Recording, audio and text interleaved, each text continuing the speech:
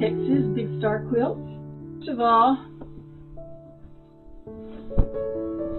I placed 3 of the big stars in each row and 1 of the friendship stars in each row. So there's the first row. And I think I have 4 rows in here.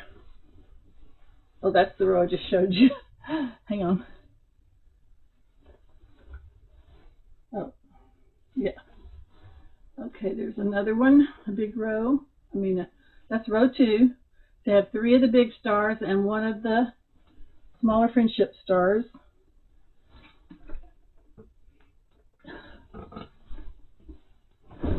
Okay, here's the next one.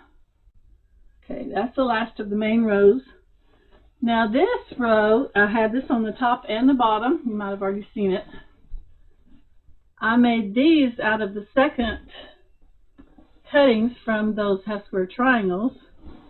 So I made a row of, I was thinking I would just do the double pinwheels.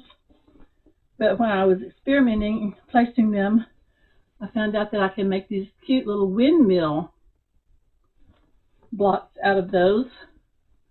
And I thought, oh, that would be perfect for my Texas quilt. Now I've taken 4 of these, which makes 1 windmill block. And I've just put a pin in them so that they don't move around on me when I'm trying to work on them. And I'm going to be stitching this way so that the seam will be coming towards me so that it won't get turned the opposite way. I have to raise my presser foot to get it in there. But I can chain stitch these just like if I was working on my sewing machine.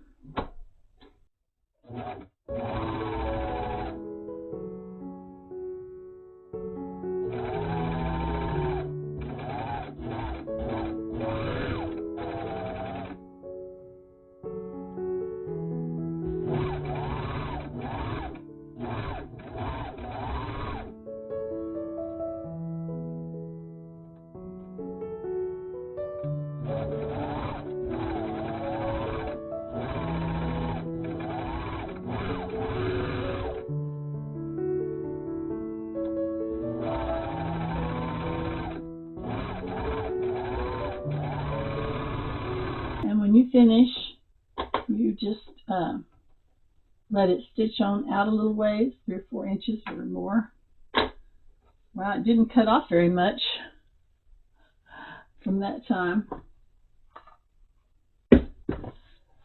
Okay, and then I'll just trim these off.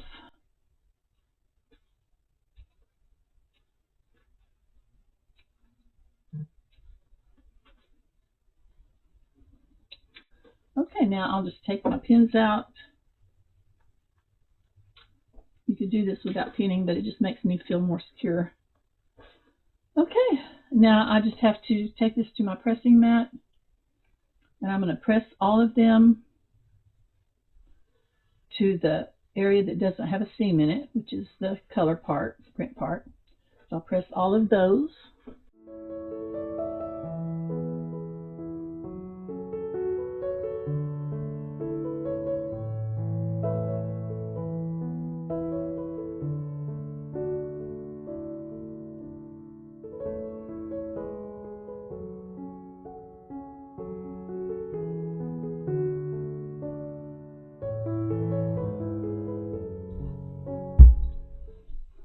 That's just my little square clapper that I'm sticking on top of those. Not necessary, I just like to use it because I have it. So. And by the way, I got this on Amazon. I got 2 sizes. This is a 6-inch and I also got a 9-inch. They're nice and heavy. Now, we have to lay these out the right way. Let me get one that's finished to look at. That's why I always make a test block so I can have one to look at. Maybe I should say to the west, to the north, to the south, and to the east. Okay, so now I just have to, I like to just sew the two bottom ones and then the two top ones. I guess you could do it the opposite way if you wanted to. I think it's about the same either way. Now I'm going to serge these again. Where did I put my pins? And I'm going to be serging this seam right here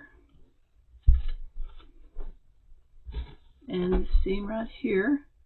And I like to go ahead and put a pin in the direction that I'm going to be serging, on the side that I'm going to be serging. So those are the two sides I'm going to be serging. So let me do those real quick.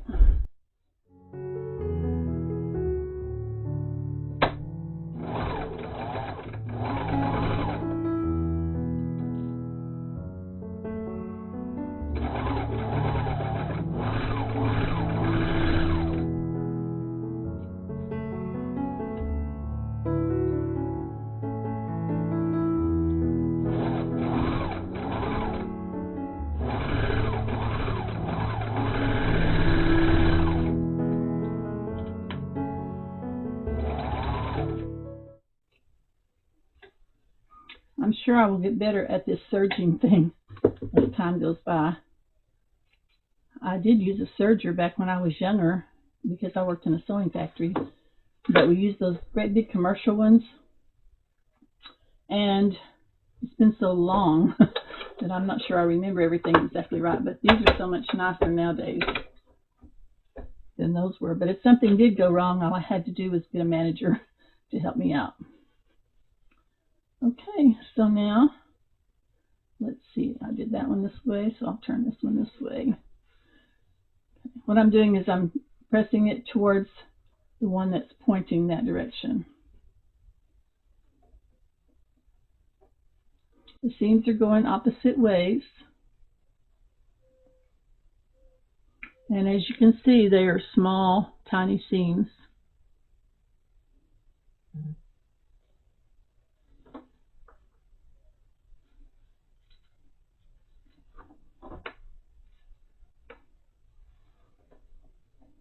And these aren't always going to match, but that's okay because they are going to be trimmed down to 7.5 inches.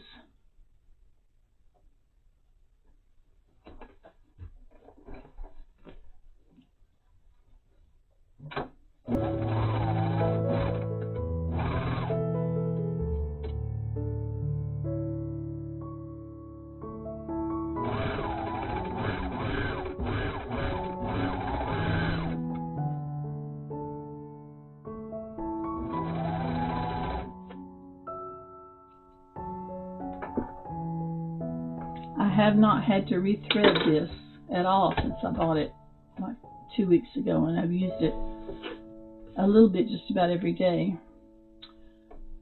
Okay, so now I'm just going to, I think I'm going to press them all this way. That seems to be the way they want to go, so I'm going to do that. And there we go. I'll just have to take this over and trim it now down to 7.5, and we'll be good to go. And then I still have this many more to go. About 6 or 7 more, I think.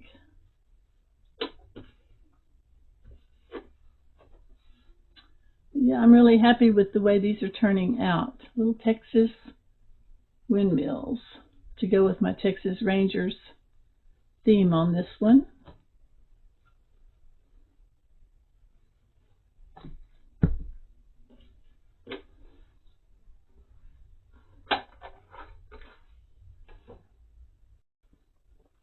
And that is my Texas Big Star quilt top finished. Now it's ready to go on the long arm.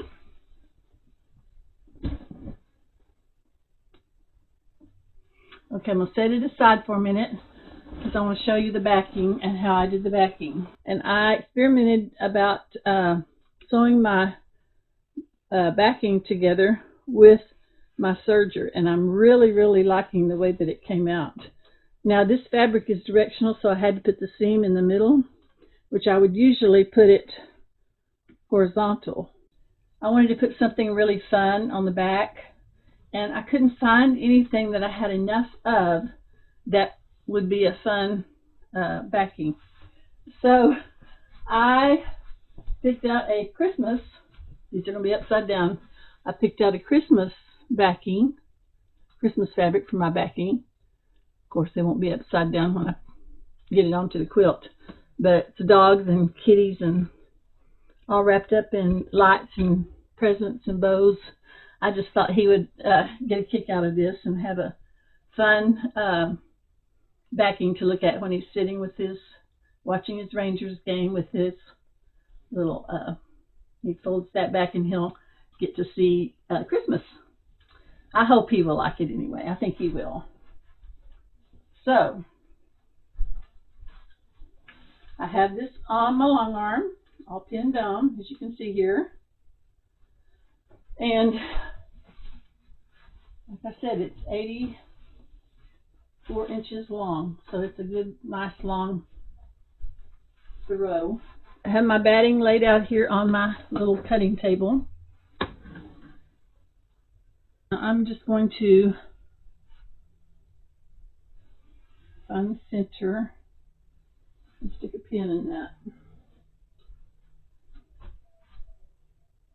Now I'll just take it and lay it up here on top, and I have the center of my leader cloth marked with a permanent marker. So I'll just line it up with that. I'm just poking the batting that's under that little lip that is made from where I pinned it to the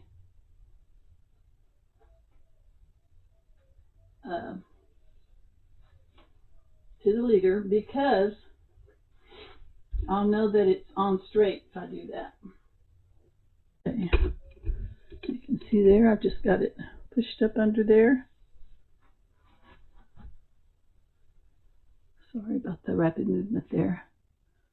Okay, now that's all stabilized, and then I'm ready to put my top on it. Now remember, this is directional. The middle part of my stars are directional, I should say.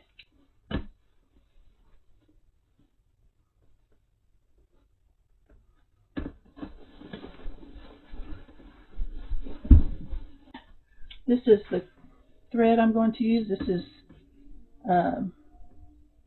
Glide 40 weight, and it says Warm Gray 4.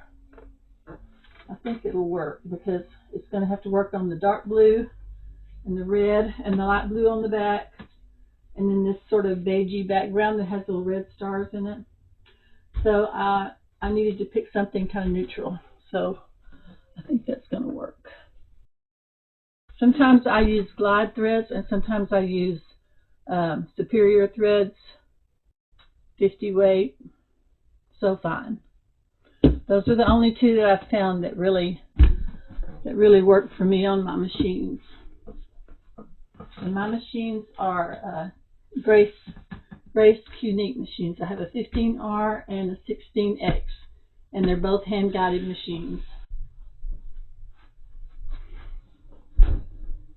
Now I have these blue clamps that just fit over the belly bar. Put one in the center, one on each side.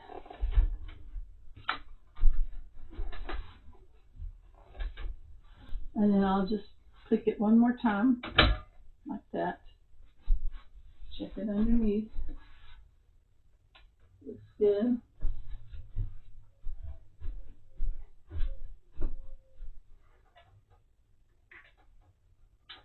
Alright, now I'll just get my thread on there and get my bobbins going. And then I'll be ready to start quilting on this. I'm thinking, I'm not for sure yet, but I think I'm going to do, because I'm free motion, I think I'm going to do my Dancing Stars pattern. I have an old video on there showing that technique, but I may do it just a little bit different than the video that I have. I'll try and remember to link that video if you'd like to see it.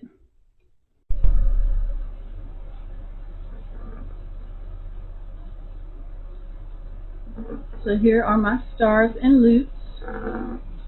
Very simple. These are just those kind of little stars that we learned to do when we were kids. Who knew they would come in handy someday. So I have more loops than stars, but every once in a while you'll just see a star. That's my first row finished. So that first row went really smoothly. No issues at all.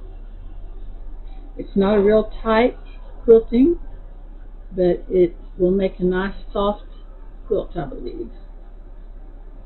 It seems the tighter you quilt, which I'm very guilty of quilting some things to death. But sometimes if I just want a soft quilt, I'll just do a little bit looser all over pattern.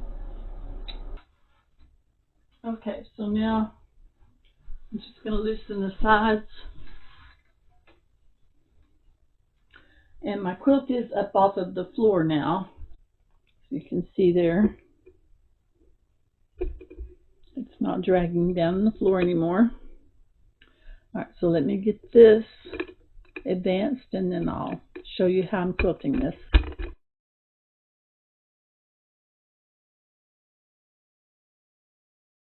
My stitching still looks good. I'm very pleased with that. I haven't had any problems with it.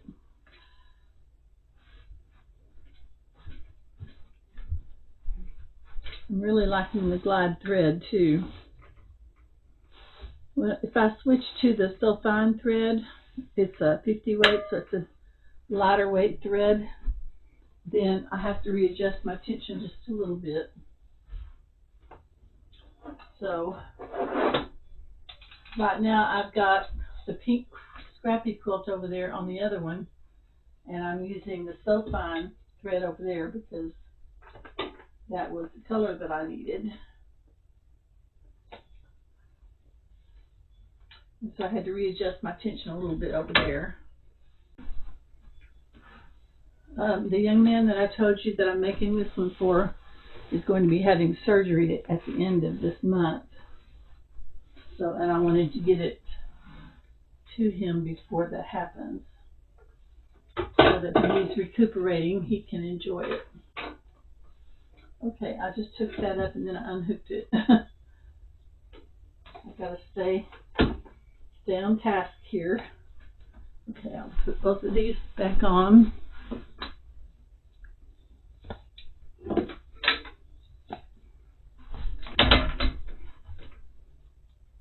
Let's get underneath. Make sure all my 3 layers are good. Now, the way I float my quilt, if I feel like there's a wrinkle or a lump or something, all I have to do is throw the top up there, throw it over. If I even think there's a thread that might show through, I can straighten batting out. If I think there's a problem with my backing, I can throw the batting up there. That's why I like to float my quilt.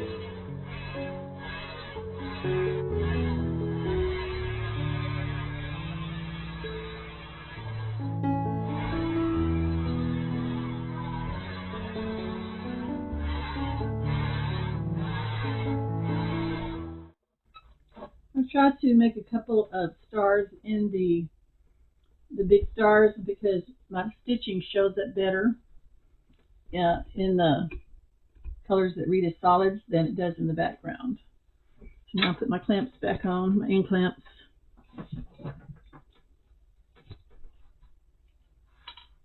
Now I was really tempted to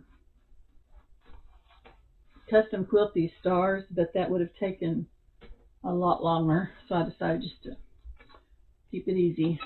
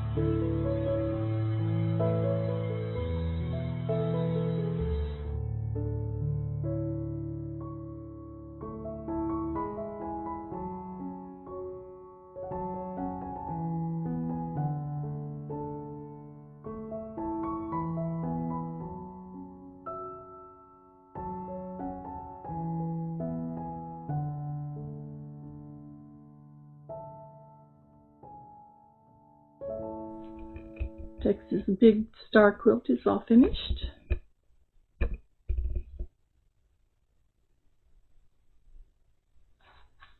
I'm really happy with the way it turned out. I decided to use this same red handkerchief fabric for my binding.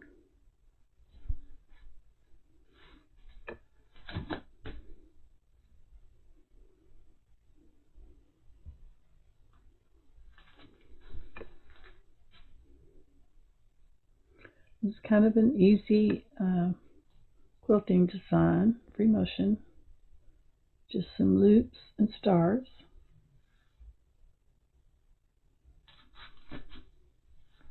It turned out really cute.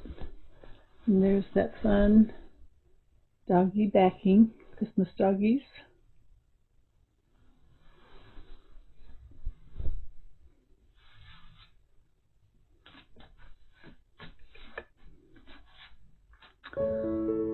Alright, so I can move on to finishing some other projects now. Y'all have a great rest of the week. God bless.